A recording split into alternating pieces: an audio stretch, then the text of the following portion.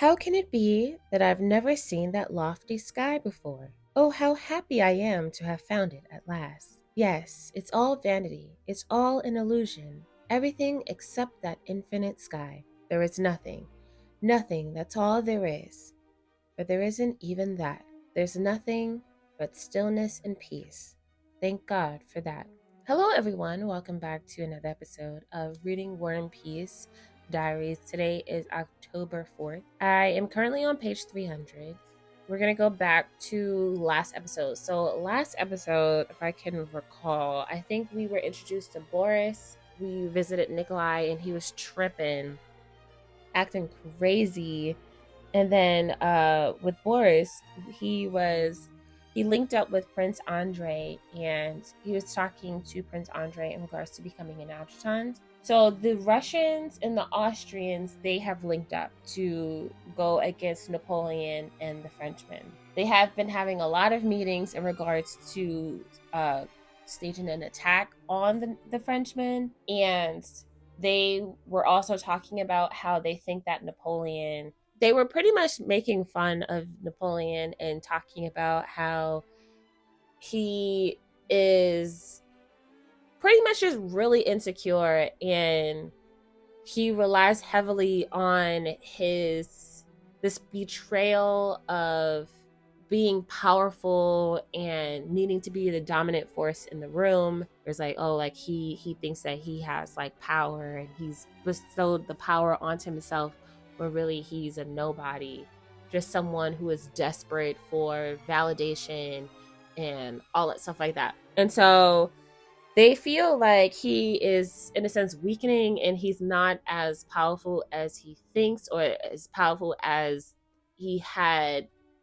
this narrative that was created around him. But Kutuzov, and there's some people who were having, when they were going to speak to the emperors, because you have Emperor Francis and Emperor Alexander, and they're there, and I thought it was just super funny how Nikolai was fanboying anytime that Emperor Alexander came around. Like, he was fanboying, like saying like, I would die for it. Well, not for him, but like, and that was the crazy part. I was like, man, you tripping. Like, he was like, I wouldn't even do it for him to protect him or whatever. I just want to do it in front of him. But yeah, like all of the generals and stuff like that, the higher ups, whatever you would call them, right? They were having these meetings in regards to how they're going to stage it. What are the instructions? I think they call it the deposition or something like that. And you have people like Kutuzov and some other people who were pretty much against it. They were saying like, no, I don't think that it's going to work out. Like, what if like this whole assumption that Napoleon isn't well equipped, or whatever the case may be, like, what if this is all an assumption? Like, how do we really truly know? They were very divided. And then another thing that I was getting to see too, I was realizing that the Russians had some sort of thing going on with the Germans, and then the Russians had something going on with the Austrians. Like, there was a lot of division this time around, and because of that, there was so much confusion. No one was listening to the other person when they were having the conversation with all of the generals after they had the meeting with the Tsar, or Emperor Alexander, and they were having their meeting the night before to discuss these plans or the rollout or whatever. Like, Kutuzov was sleeping, people were like not paying attention, and I'm like, at the end of the day, like, these are people's lives in their hands, and the fact that they were protesting having to be engaged with this conversation because they didn't align with the plan. It was just like, at the end of the day, you got to do your job, because it's not just about you. It's about the people that you are responsible for, the soldiers you are responsible for, the soldiers that are looking towards you for orders and for guidance and for leadership. And it's like, they dropped the ball so bad this time around. I was so upset, because it was just like, what are we freaking doing? What are we doing? Why are we doing this? And of course, even though, like, I think they had more men or something like that, or so they said or whatever, like, Napoleon still outsmarted them so far. I don't know how everything will go like in the end, because we're just starting where I left off. But Kutuzov got hit and Prince Andrei got hit. And I'm just like, so we like this is what you call fumbling the bag. Like this is terrible. And I'm just sitting here reading it and I'm just so upset because it's like this is what they did. This is their own doing. Them just not following orders, all this confusion, all this dislike between the Germans and the Russians and the Austrians, the disrespect, the neglect. It was just like, what the freak is going on? It was just a lot of chaos. It was a lot of freaking chaos, and I was just not okay. One of the things that was interesting too, while all of this is happening, Andrei has this desire to want to roll out his plans and talk to the generals and stuff like that in regards to what it is that he wants to do, but it wasn't able to be fulfilled. And it's like he really thought that this was going to be his moment, right? Just like how Kutuzov thought that this was going to be, this is with this time, like this is where he was going to go. And Prince Andrei had this feeling like this is my time, this is where I will do the best that I can do. And like when he realizes that, even because he felt like he was going to take after Kutuzov. He was like, once he goes, I'm stepping up, like it's going to be my time. And then like he freaking gets, I mean, he gets hit in the back of the head and he collapses on his back. I don't know if he's gone. I doubt that he's gonna go out like this. Like that would be crazy. But yeah, because it's like how you go out right before you get your chance, right? But I think like even if it is, and if it does end up being the case, like he was able to grab the flag and help the soldiers get grounded. And throughout all this confusion, because it's like, here's the thing.